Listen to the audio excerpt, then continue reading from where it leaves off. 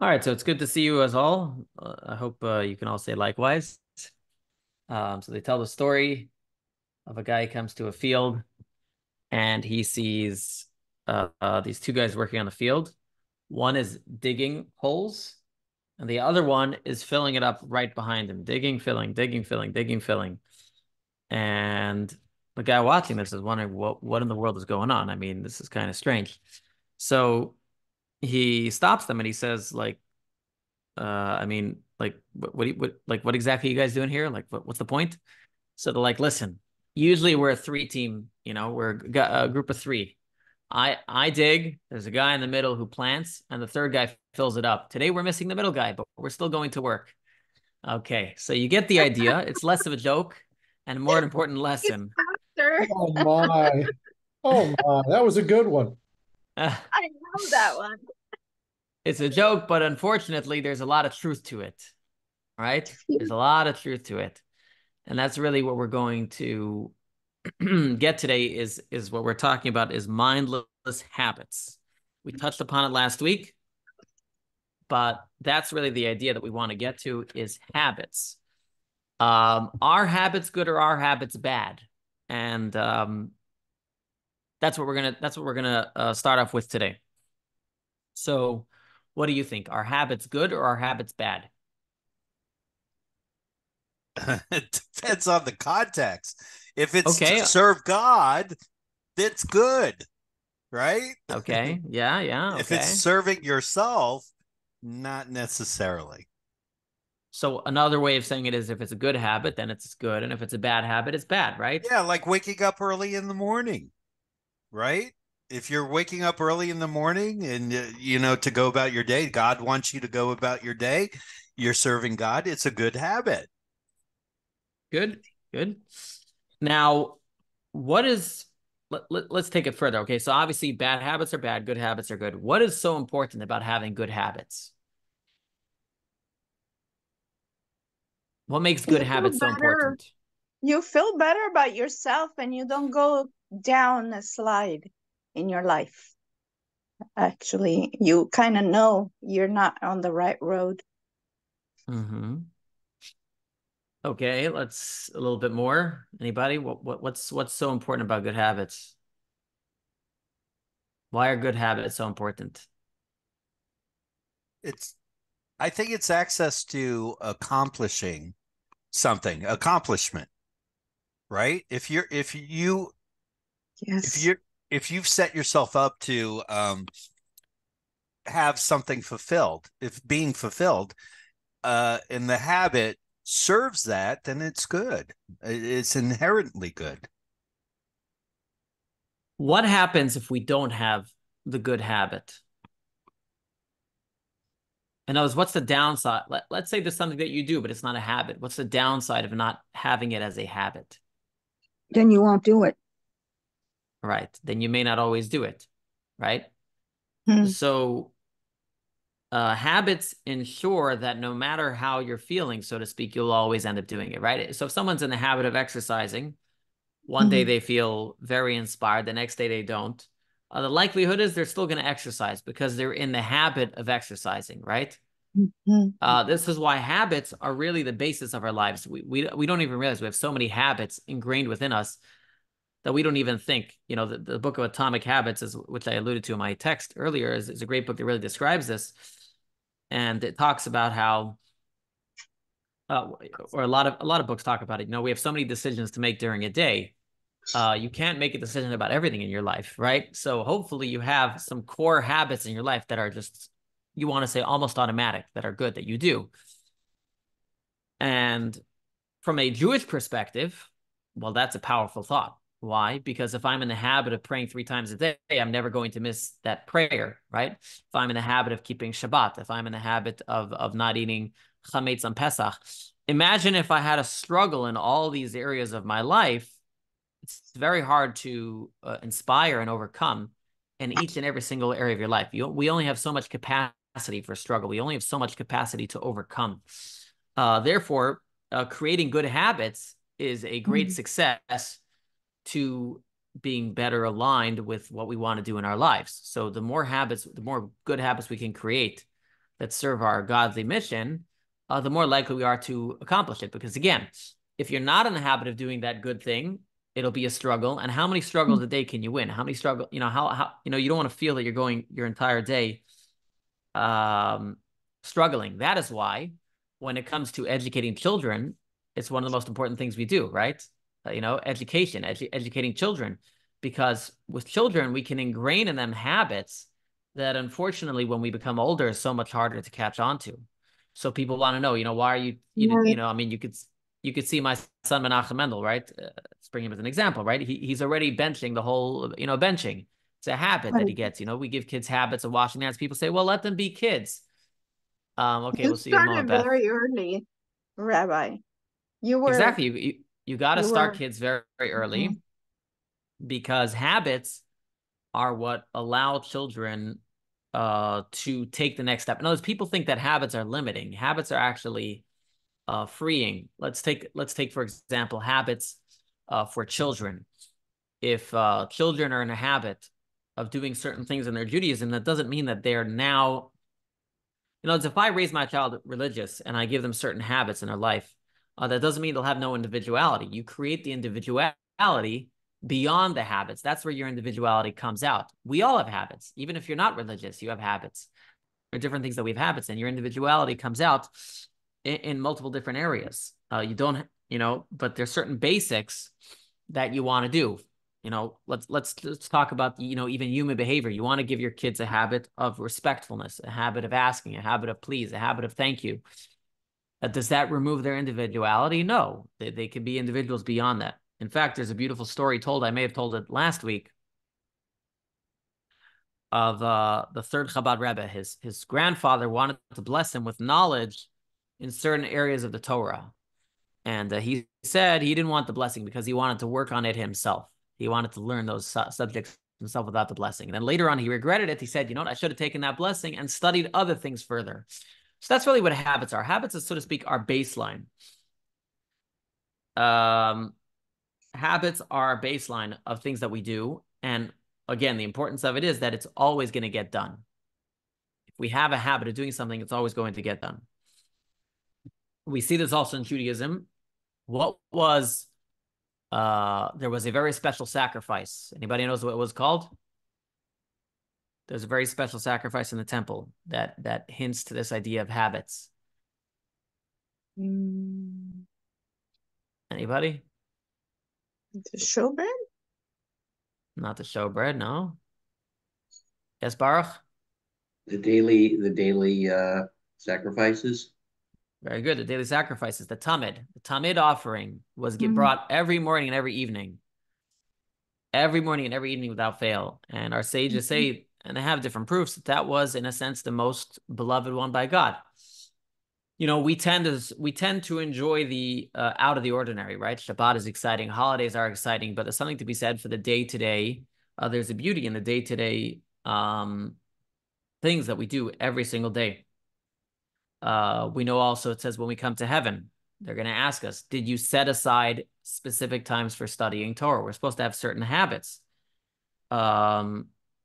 And prayers, by the way, our daily prayers correspond to those daily offerings. We make the 3 prayers a day. The first 2 correspond to the offerings. So why am I building all this up? Because the Tanya in the next step is going to knock habits. It's going to say habits are bad.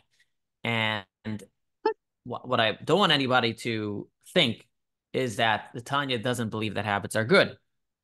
What it's going to say is that habits, though, do have a downside. There is a limitation to habits, and you always need to take it a step further. That's really what it's saying. So again, I'm building this up just to give you a preface. Do not think that we do not hold of habits. Habits are great, because when we have habits, we don't think, just to give an example, I remember Rabbi Manis Friedman. And anybody heard of Rabbi Manis Friedman? Yes. He's YouTube's most popular rabbi. So Manis Friedman, I was watching one of his videos. He said that, he has a very long beard. He says one day someone came over and asked him, Rabbi, how do you sleep? Is your beard on top of your blanket or under your blanket? So Rabbi Friedman says, I never thought about it. I have no idea. He said, That night I couldn't sleep. Is it over the blanket? Is under the blanket? Under the blanket, over the blanket. You see, when we have habits and we don't think, it goes smoother. When we have to think about everything, it's much harder. So what I'm trying to say is that even though the Tanya is going to give us a downside to habits, don't think that that means we don't hold of habits, that we don't hold habits importantly. It's all within the context of what the Tanya here is trying to teach us. And what is the Tanya here trying to teach us? For that, we have to remind ourselves what we spoke about last week. We spoke about last week that there's something called serving God and not serving God. And if everything is just a habit, you may not be serving God. Someone wrote here, habits can also lead you to take things for granted if not careful. What do you mean habits can lead you to take things for granted if not careful? Not sure. Because okay. Yes. there's a point that you One second, you're on twice. You're on twice, yeah. You're on the iPhone and the MacBook. You gotta pick one. Okay, yeah. There's an echo. Okay, there, now we're good.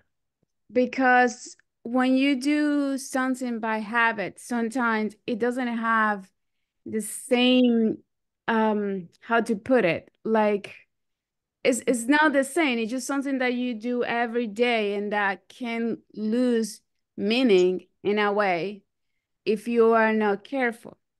Like if you do things like just for doing it, you don't have your heart into it. It's just something that you get up, you have to wash your hands, you have to do your blessings, the prayer. So it can lead you to it's just like without meaning. And is that good? I don't think it is.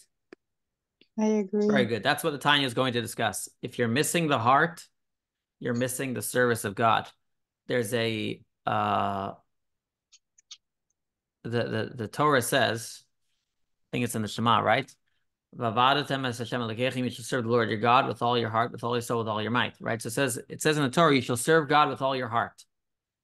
And the sage is asked the question, how do you serve God with your heart? We understand you serve God with your hands.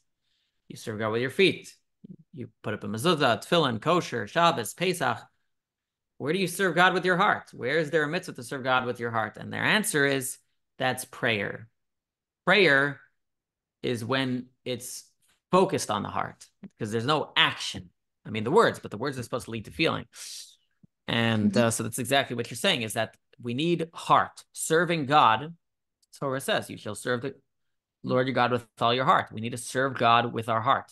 And exactly, there's a downside to habit, in which habits can lead to a lack of a heart in it.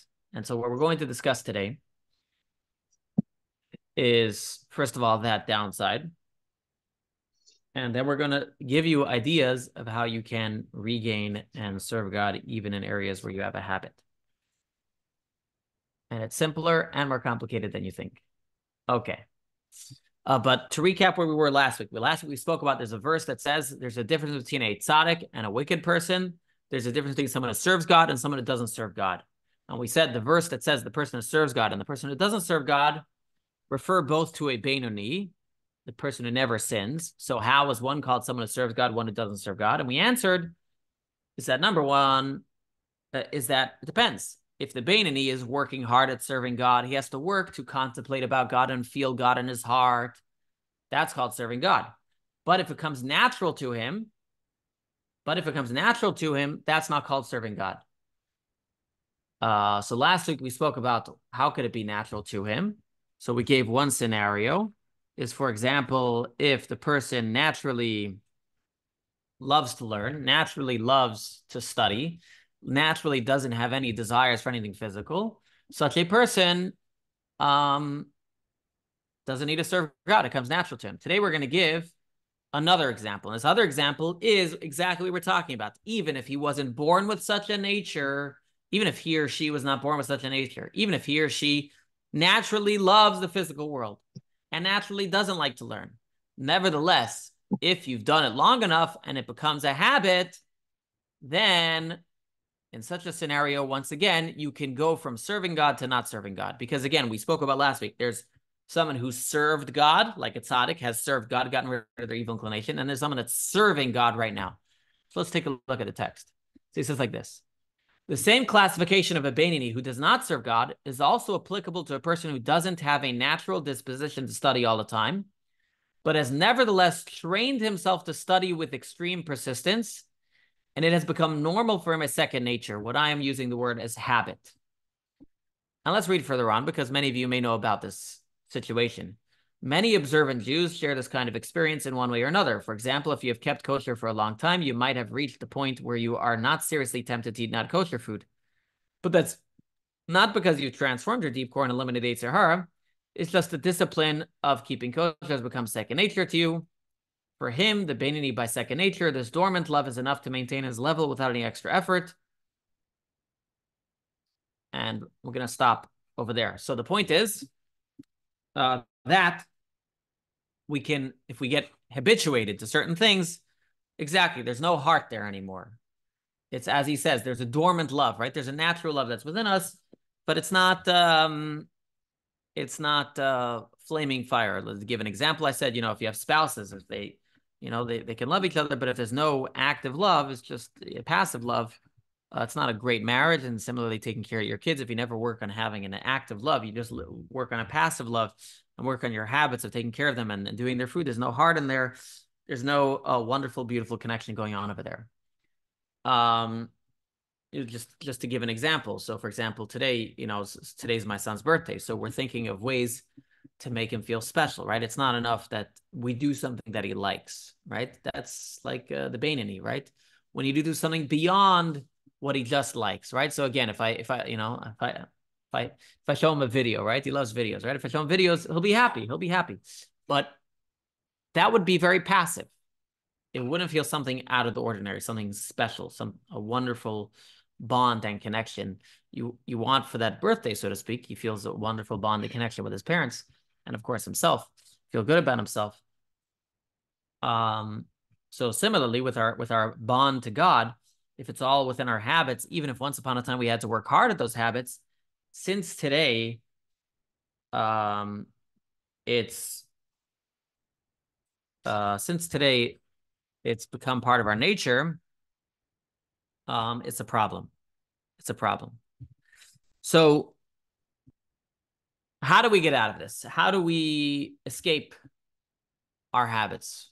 Well, if the habits were bad, it's easy. Break the habits, do other habits. But here we're not talking about someone who's doing a bad habit, right?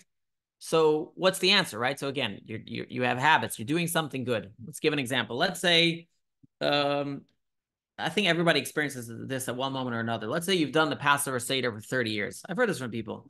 I've done it for 30 years. I could skip it this year, well, that's, but, some people that they're doing the same thing for 30 years, whatever it is in your Jewish practice, okay? You probably don't all have my full experience, which I've grown up with this, but everybody in their own way has the experience of something in Judaism which they did, which once was a challenge, once felt like they're serving God, and today feels natural. So the question is, how do you make it that you're serving God even in that area of your life? Or we can make it another way. How do you make it exciting? And honestly, the way to make something exciting is to make it a challenge. That's really the answer. The way to make something exciting is to make it challenging. If you're not challenging yourself, there's no excitement. You always have to challenge yourself. You listen to athletes. They're always about challenging themselves. You listen to people who study. They're always trying to get deeper. Once we stop challenging and moving, we stagnate, and it's not a good place to be. So in our Judaism, we can never become stagnant. So the answer is that we're going to say now is, again, if we're talking about good habits, how do I serve God in areas where I already have a good habit? If I have a bad habit, it's simple what I need to do. But if I have a good habit, what I do? And the answer is you need to push yourself a little bit beyond what you've been doing till now. You need to push yourself to go one step further. What that means is, and he's going to bring a Talmud. There's a Talmud that says that back in the day, people would learn everything 100 times. Now, this by the way proves the point. We talk about how, Judaism, we believe that people back in the day were wiser than they were today. And everybody pushes back on that. What do you mean? We're so much smarter today. Looking at Talmud, I mean, you'll see these people, they studied everything 100 times. Everything they studied 100 times. It's amazing. You imagine the depth that you get to. But anyway, so it says, but really pushing yourself is studying 101 times. And it says the 101th time is, in a sense, greater than the first 100. Why? Because once you're used to studying 100 times, then you're used to it. There's nothing special. The 101st time is really hard. And Alter is going to give an example. He says, imagine you have a taxi driver. Anybody here ever taken a taxi? Or, yeah, you take a taxi, there's a certain amount they charge. And then if you go beyond that amount, they charge double. Right? If you have a worker, right? For 8 hours is one price. For 9 hours is double the price for the last hour. You say, why? Well, what do you mean? Or in a lot of areas of life, it's like that. Or I think even electricity, right? There's a certain price for the first kilowatts. Then after that, they charge more. Water, sewer, all the same thing. And the question is why? The answer is because it's that much harder to go above and beyond the nature. It's that much harder to go above and beyond where you naturally want to go. And that's what we need to do to ourselves. We need to go one step further. We need to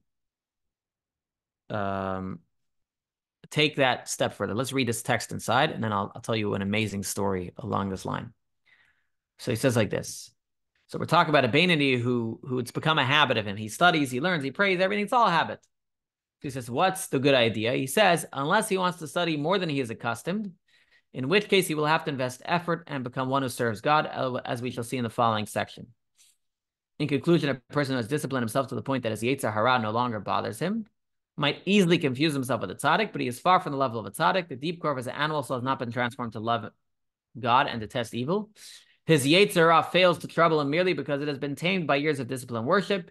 He hasn't really changed inside. If he had, he would have experienced a profound pleasurable love of God and detest evil. The hallmark of the Beinoni who does not serve God is stagnation. He doesn't sin.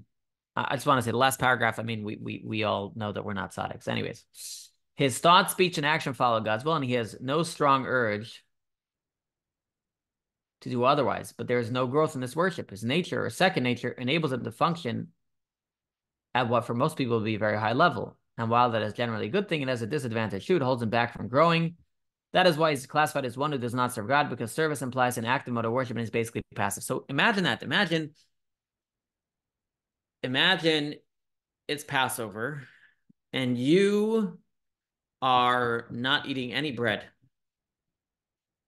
And the person next door to you, who's never kept a day of Passover in his life, this year decides they're going to eat matzah and no bread on the first day of Passover. It's possible, according to the Tanya, that person is going to be called serving God, and you will be called not serving God, because that person is overcoming a greater struggle than you are. And this, by the way, ties into a chapter later on in the Tanya, which is, the Tanya later says, we can never judge anybody. Only God is the true judge. Who says because I'm doing more, I'm better? It's God's judgment. There's no, it's not check boxes. It's not an SAT. God can account for everything.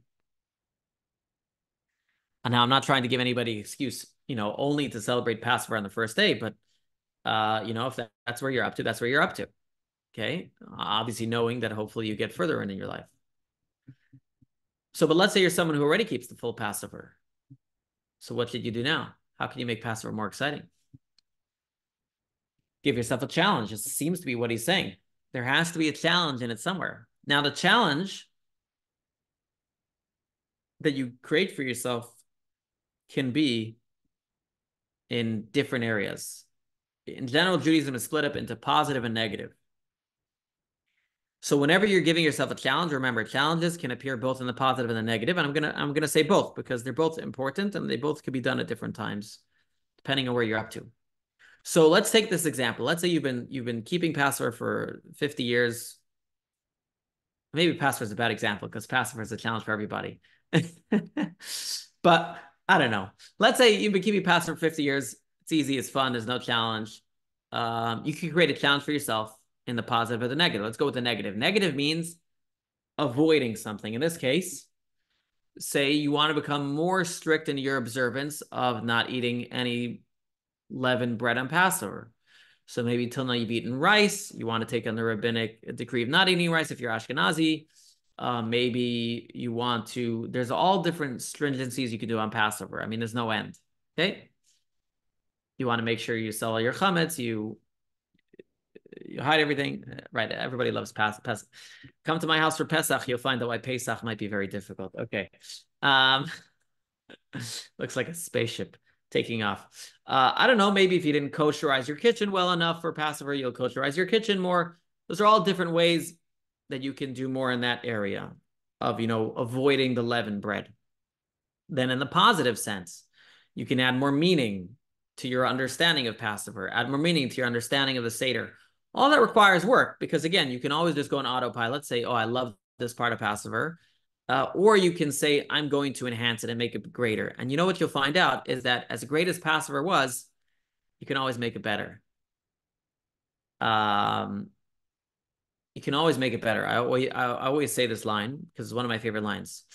The holidays come around once a year. Our view in our life and our worldview in Judaism as well is the world is like a spiral staircase. It's always climbing up. So every year you get to the same holiday. Okay, but it's a spiral staircase that's always going up. This year's Rosh Hashanah has to be better than last year's Rosh Hashanah. This year Passover has to be better than last year's Passover. How? By pushing yourself in something, but you have to make yourself uncomfortable. In other words, if no pain, no gain, no risk it, no biscuit. If there's no difficulty involved, if there's no, what it's really is about is that pushing yourself. You have to find an area where you're going to push yourself just a little bit more. Let's take a look here at the text here where he brings the examples I said earlier. Okay. By the way, when you push yourself, you could be pushing yourself to something you like. For example, I'll give an example. These are the examples here, by the way. Pushing yourself doesn't necessarily mean you're suffering. Pushing yourself means you're pushing yourself, and that alone is hard. The examples here are exactly what I'm going to say, or I think so. For example, I like learning. But if I've gotten used to learning a certain amount, I kind of check out after I finish that. Even if I like learning, it's like I do my learning. Now I do my fun stuff. Now I do this. Now I do that. And if I'm going to learn the same topic one more time, it doesn't look like a lot more. But to me, it's a lot more because I'm really pushing myself. I'm going above what I had in mind, what I was going to do. Let's take a look here, this section. Based on this, we can explain the Talmud's statement that one who serves God refers to a person who reviews his studies 101 times, and one who does not serve him refers to a person who reviews his studies only 100 times. So without studying the Talmud, you'd say, what is this Talmud talking about? Without studying the Talmud, you say, what is this Talmud talking about? If you study 100 times, you're not serving God? How many of us study 100 times? So he explains. Because in those days, it was normal to review each lesson 100 times. In other words, it was specific to that era. In that era, if you were used to studying 100 times, then studying 100 times is not serving God. Your level of worship doesn't determine if you are serving God or not. What matters is if you are extending yourself beyond what is normal and comfortable to you. If it is normal to review your studies 100 times, then doing it 101 times is service.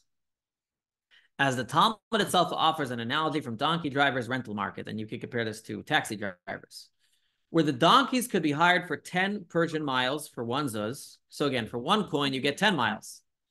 Whereas for 11 Persian miles, they would charge double 2 zuz. So again, 10 miles is 1 coin. 11 miles is 2 coins. Why? Because the extra mile extended them beyond beyond their norm. What exactly is added here by the analogy of the donkey rental market? There seems to be no fresh insight here, so the commentary is explaining. The key point here is that the donkey is rented. It never becomes yours. That resembles the relationship between you and your animal soul. It may have all sorts of urges that you cannot control fully, that you cannot fully control and own, but you can hire the animal soul to serve God. That's the whole idea. This is, by the way, what the Tanya is. This insight he just said, I don't know if everybody caught it. This is the key of the Tanya. We as non-sadics, we will never own our animal soul. Our animal soul will never become righteous. But we can rent it, which means when I think about God, when I get inspired about God, the animal soul can also get inspired about God. Meaning, what is the animal soul? The animal soul is about self-preservation. The animal soul is about what's best for it. If you come to a place where you feel at that moment that serving God is the best thing for you, the animal soul is on board. The animal soul is right there with you. And so that's why he's saying in the Beinoni, you can rent the animal soul. So let's say, for example, coming back to here, right? That's why we get such pushback when we try to do something beyond what we're comfortable, because with the level that we're comfortable, we've already convinced our animal soul. So our animal soul has already agreed, you know what? I'll let you do your weekly Tanya study. I see it's the animal soul's on board with the weekly Tanya study, for example. It said, you know what, the weekly Tanya study, I could see it does you wonders in your life. It makes you feel better. The animal soul's all on board. But let's say after the Tanya class, to open up Tanya, but for another 10 minutes, after you've checked out, there the animal soul's like, whoa, why are we doing anything more? We're done, right? That's pushing yourself. So let's read it. This addresses an underlying question we have in this chapter. If we never fully transform and own my animal soul, can I really be considered serving God? The answer offered by the Tanya is yes. You can rent your animal soul in the service of God. As long as you extend your animal beyond its natural comfort zone, it will be considered real service of God. So that's a very, very powerful point, that our mission in life is to rent the animal soul. The certain parts of our lives, so to speak, we've already bought him. He's already agreed to it. Say your weekly Tanya class, say your Friday night dinner, say your Passover, whatever area of your Judaism, your animal soul is already on board. It enjoys it. It likes it, right? Your animal soul is looking forward to the matzah ball soup and to the matzah and whatever it enjoys about it. Or maybe your animal soul loves coming to synagogue on Shabbos. It loves to hear the rabbi's jokes and sermons and Torah reading, right? But whenever you go beyond, that's when it becomes difficult. We have in our soul, I'll get back to the text in a moment. We have in our soul, we have every Shabbos, we have the Shabbat service. Goes on very long, 9:30 to 12:15. Then during the winter, we have Kiddush. And then after Kiddush, we have Mincha. The Mincha prayer is like 20 minutes. Now, some people don't stay for the Mincha service. And it's probably based on this. Like you might think, if a person's already been committed to come to synagogue, why are they not staying for Mincha?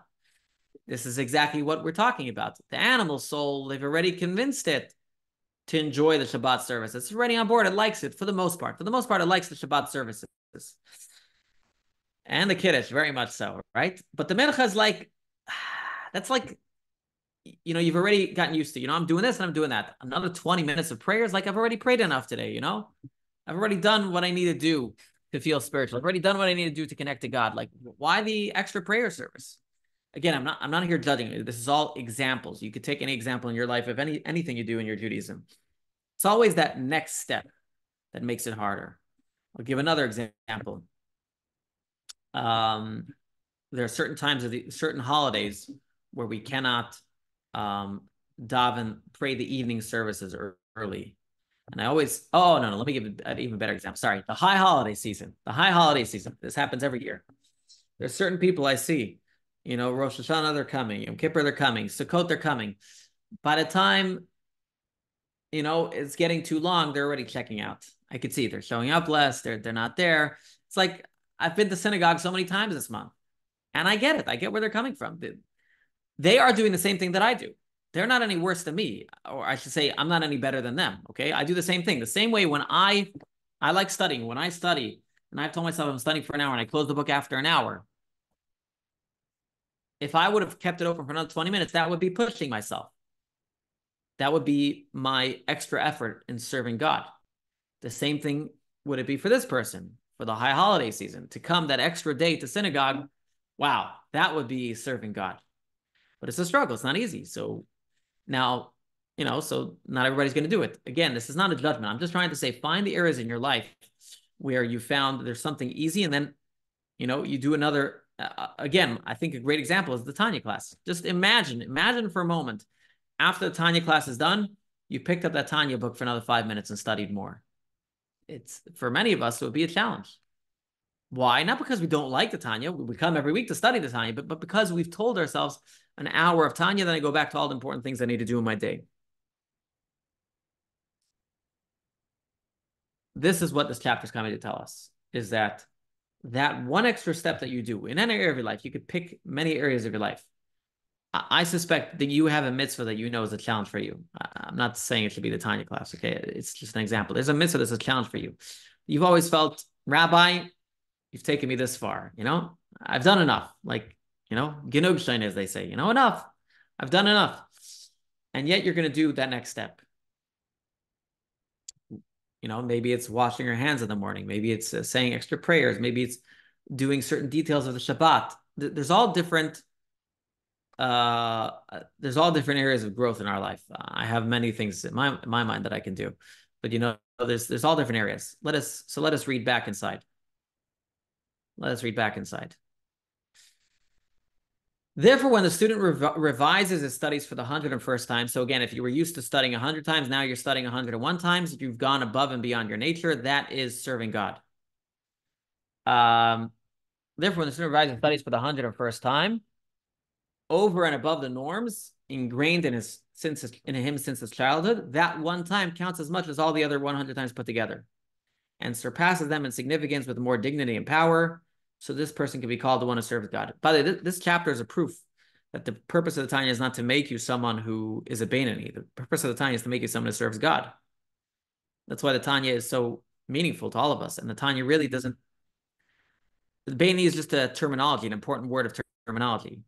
This point, though, of the Tanya is to help you serve God. And that's going to be the rest of the Tanya. The rest of the Tanya is all about, okay, so now that I know, in order to serve God, I need to not only do the actions, I need to have my heart into it. As the Torah says, you shall serve the Lord your God with all your heart. So then, if that's the case, how do I do that? That's the rest of the Tanya. That's really what Tanya is about.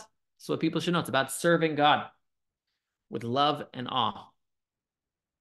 Let's continue. As the Baal Shem Tov taught, that with 101st revision, you draw the one Aleph into your studies, namely the master Aleph in the world, and it becomes study for the sake of heaven. Okay.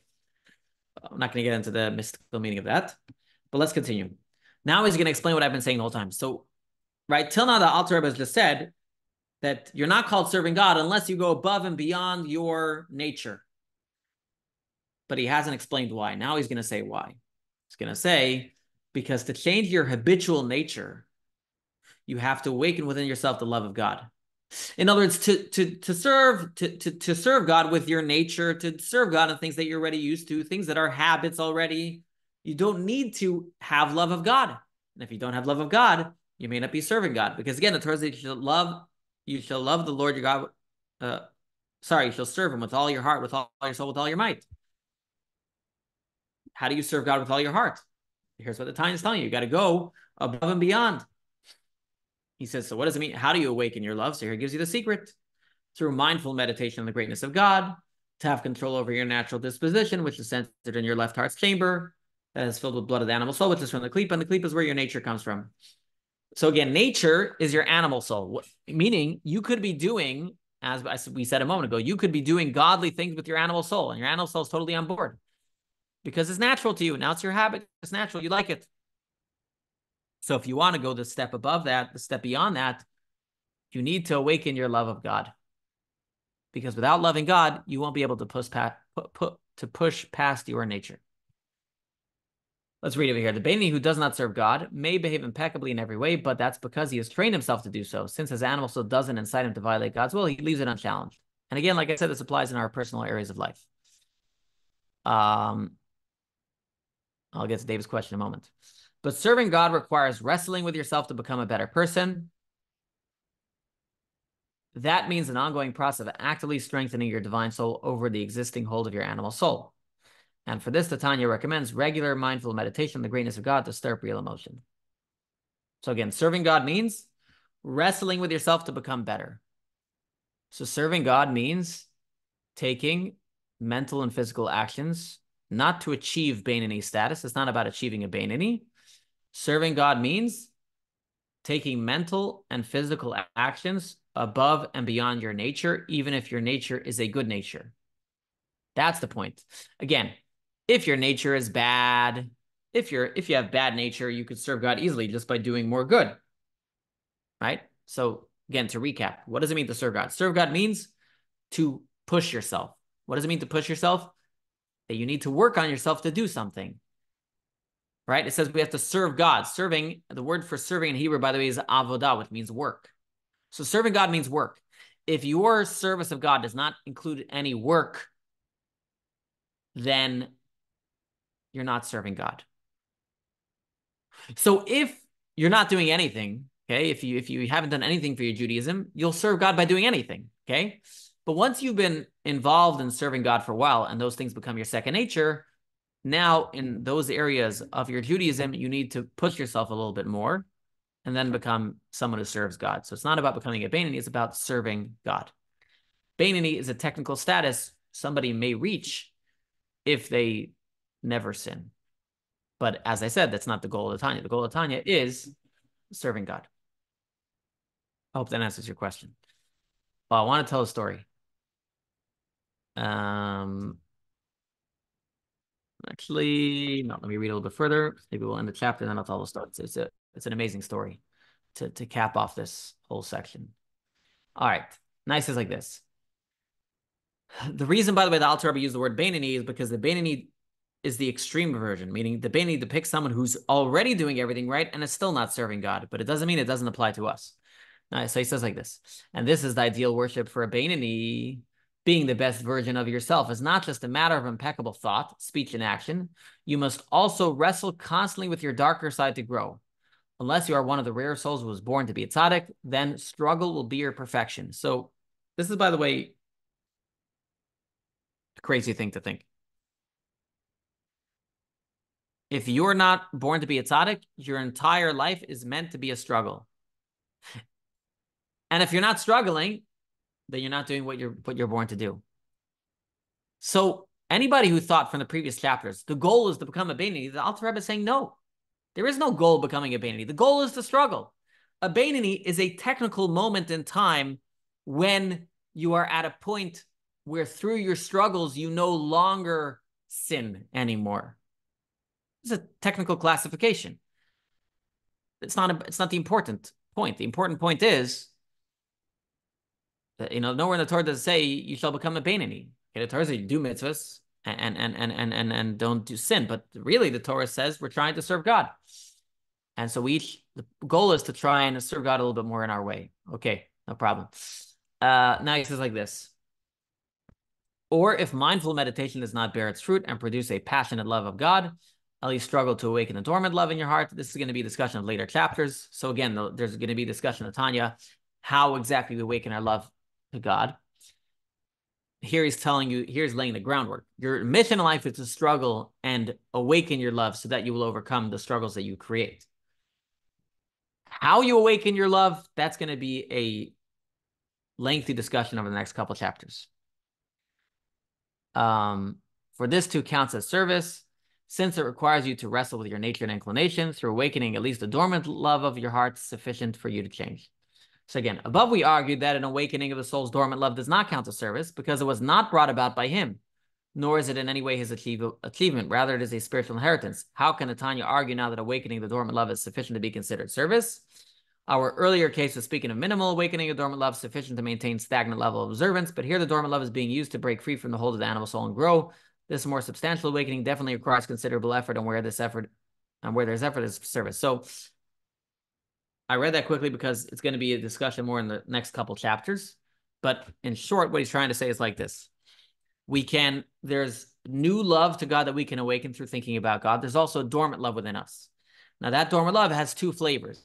There's the dormant love that we kind of use it at its bare minimum, or even that dormant love, I can kind of flame it to make it bigger. Again, he's going to discuss this more at length. The dormant love is more for chapter 18.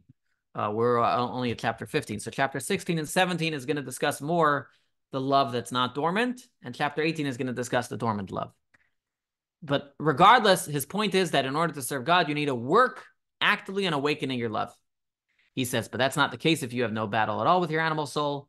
This natural dormant love of God, which does not require significant effort to awake, does not itself qualify as service at all. So again, if you're not working to awaken your love of God at all, you are not serving God. So let's read the sum up, and then I'll tell you the story. To sum it up, in chapter 15, we encountered 4 different types of Beinonís who differ in level of effort they make to serve God. We have met the effortless Beinoni, who has no significant inner struggle because he was born with a naturally observant personality.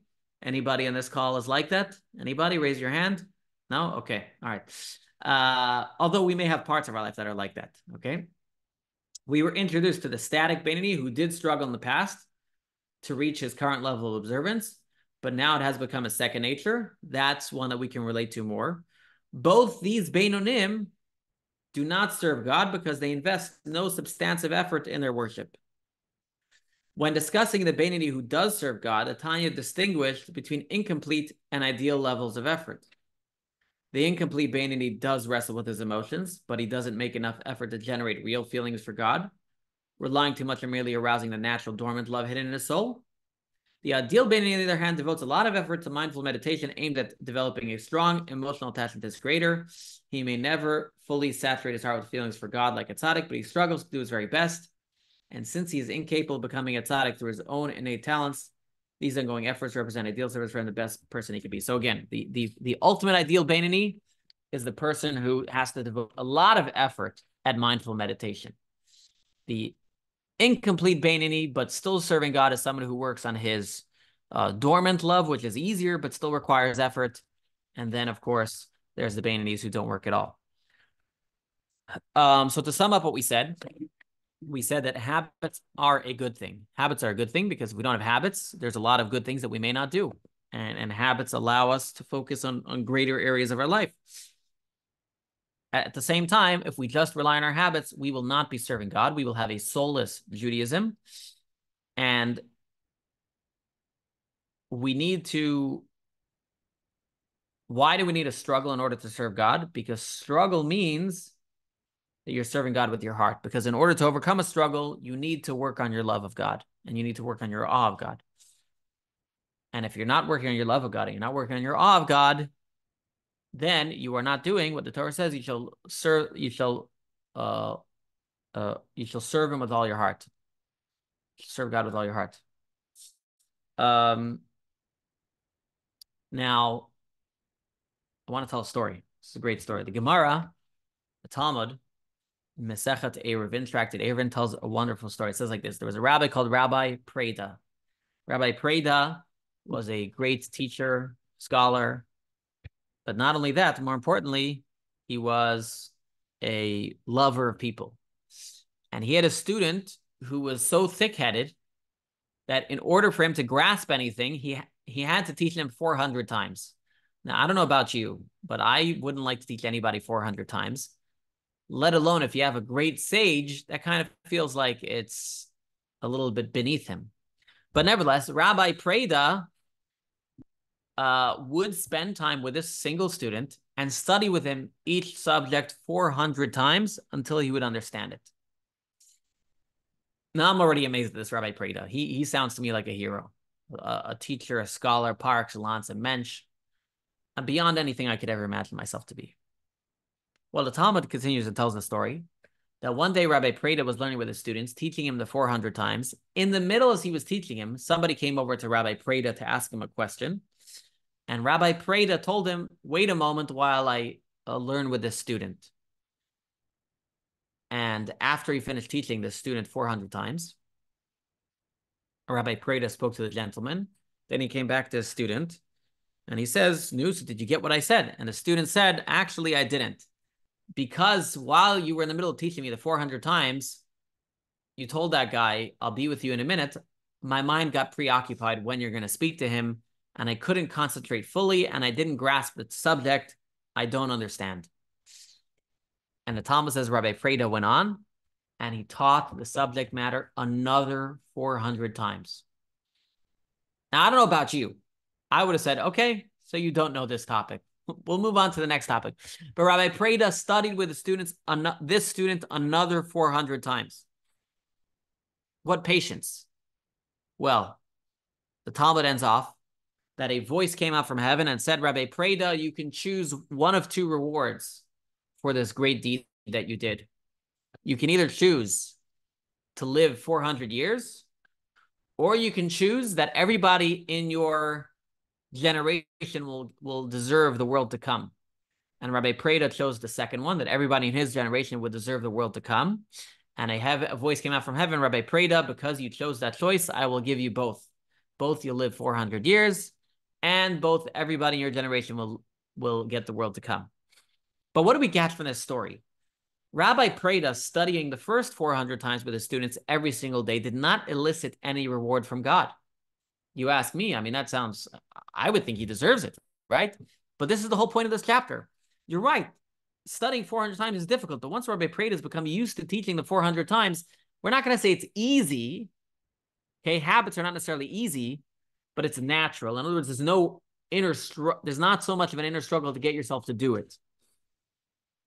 It was only when he had an opportunity where he had to teach a student 400 times after the first 400 times, that's when God says, wow, now I know you're really serving God.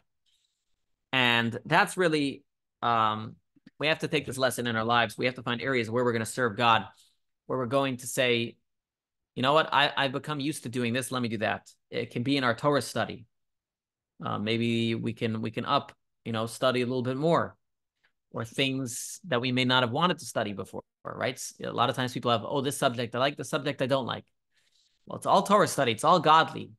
And so, we should study all areas of Torah. Also, the same thing is for prayer. Maybe you could pray more of the prayers, or maybe within the prayers that you're doing, you can upgrade. You can pray with more devotion. Okay. For me, I can pray on autopilot. I mean, I know the words, they flow off my tongue. I can say all the words without knowing where I was and what I did. Or it could be in tzedakah and charity, or all the different other examples that we gave throughout today's class. But this was I think, one of the most important chapters of the Tanya, because it's really the culmination. It's the bridge between the previous chapters and the next chapters, taking everything we know and telling us, take all that information and now apply it further. Now, you know how you're built, the mind leads to the heart, leads to the action, and use all of that to serve God. And if you're not serving God, you could be a Beinoni, but you're not serving God. It's all about serving God. That's what we're here. So wishing you all much success in your service of God, and pushing yourself all just a little bit beyond your nature. And may God also push himself beyond his nature a little bit, and give us many wonderful blessings and miracles.